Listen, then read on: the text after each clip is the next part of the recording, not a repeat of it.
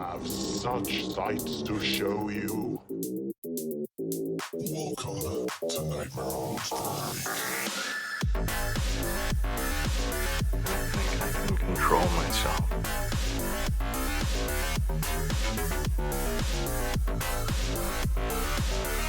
It's got a death curse.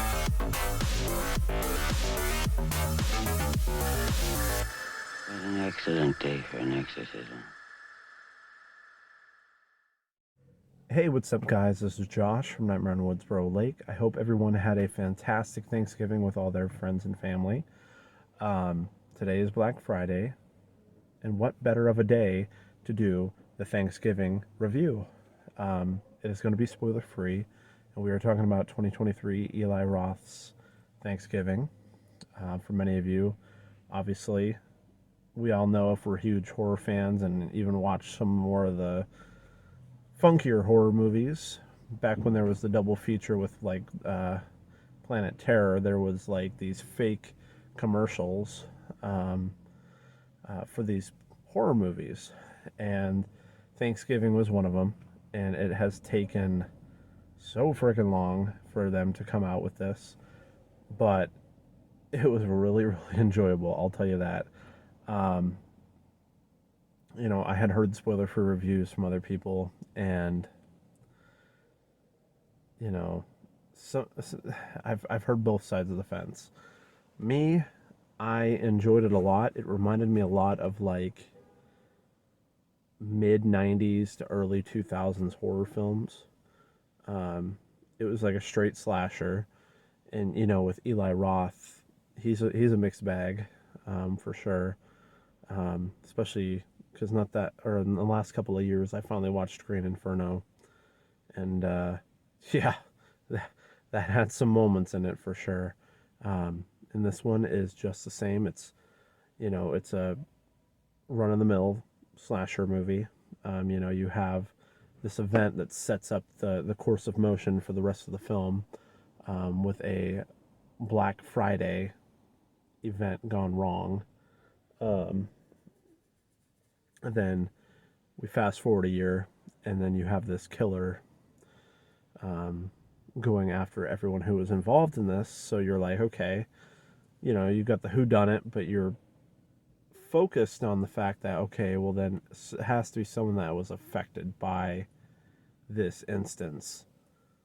Which, I mean, that opens the door that, there was a few people that died in the beginning. Not going to tell you who, not going to tell you how. But it really narrows your list down of like possible suspects. But it has that very Scream-esque feel to this film. And we're not just talking because Patrick Dempsey is in it. We all know he was in Scream 3 as Detective Kincaid. You got Robert Hoffman, the TikToker Addison Rae. Sorry, I could not think of the name for like the life of me. And then another gentleman who, his name's like Milo or something, I think. He was in like some like Disney stuff before, so this is like way left field for this guy. But it was fun. It was a fun film, and I've heard hit and miss on the kills from people. Some people thought they were really creative. I thought they were fun. They were creative. They fit the time that they were going for, the whole Thanksgiving vibe. And, well, excuse me, I had some Mountain Dew. Very, very gory. A lot of use of practical effects, which is cool. There was a little bit of CG, but they didn't overdo it or try to oversell it. So that's good. I mean, I felt like the pacing wasn't too slow or too quick. It felt like it was pacing at a decent rate for me. And by the time we got to the end, I knew, I had a feeling who the killer was. It ended up being them. And then part of me like was like, oh, okay. that explains this a little bit too. So it kind of like, I had a feeling it was correct, but at the same time, it like unlocked these boxes for me that were like, oh, that's why that was that way, or that's why, like, it clicked. A lot of things just like lined up and synced like at that moment. Um, and part of you is like, no, I didn't really invest myself in these characters. There were a lot of like very throwaway-ish characters, except for the main protagonist. She was okay, and you could kind of see how she was not like the rest of the group that she was with, and kind of almost even didn't belong with her family either, the way that she felt versus the way that they were. So I give her brownie points for that. But yeah, overall it was a good movie. I loved it. It was it knows what it is. It wasn't trying to be like, the next big thing. It was just it was like he was delivering on a promise like forever ago, and he finally gave us the movie that we were kind of hoping for when we saw that ridiculous trailer before. Um,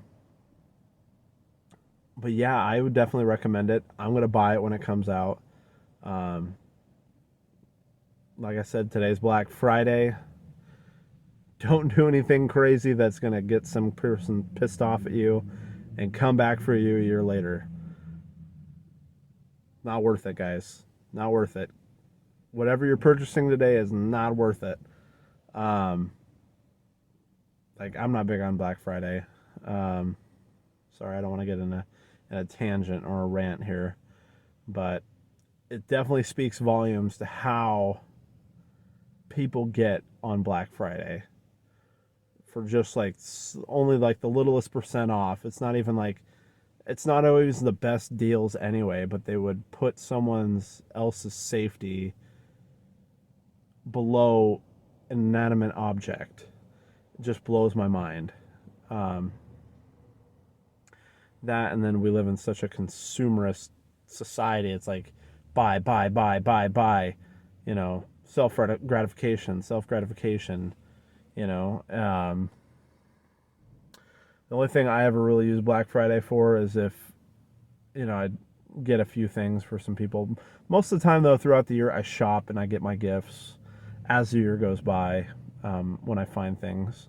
But then I get like the finishing touches at Black Friday, but I'm not really big into it either. But yeah, I definitely feel like it's worth checking out. Whether that's in cinemas or when it comes out on DVD is up to you. I'm not going to try to sit here on a pedestal and try to peddle it out to you and make you take my word as gospel. But it is a fun slasher, like I said, late 90s to early 2000s, slasher vibe, like campy, gory, whodunit, Was it Colonel Mustard in the library with a candlestick? Who knows? But yeah, guys, let me know in a comment below if you've seen the film as well. What your thoughts on the movie were, and if you haven't, let me know what you're hoping for. Let me know if you plan on seeing it. What are your biggest concerns for this film? What are your biggest desires for this film? I'd love to hear all of it.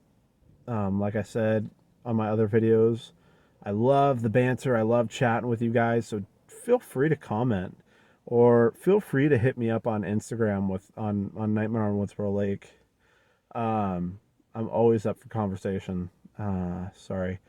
It's a long night last night, and then a long morning this morning. I have my daughter with me. I love her to death, but I'm still learning how to be a good dad here.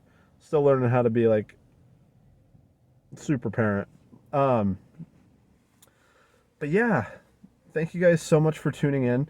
If you like my content, if you haven't checked out my last movie, The Crimson Nightfall, that was a passion project, no budget pretty much no crew, just me. I had a few scenes with my bass player in it, and then some like flown in video from some friends. But other than that, it was like all me. Everything I did. And when I was trying to render it out, audio got kind of out of sync a little bit. Kept having issues. Even when I'd line it up, it'd be perfect, and then it'd like kick the audio like way out or cut the audio short, and so it wouldn't finish the audio where it was supposed to finish it, and some other little things. But other than that, you know what? I'm happy with what I could do with what I had. So please feel free to check it out. Let me know your thoughts, especially for a first-time filmmaker with limited resources. So thank you guys so much. If you do like my stuff, please like, comment, and subscribe. And as always, my friends, keep killing it out there, my friends, and just remember, don't get caught.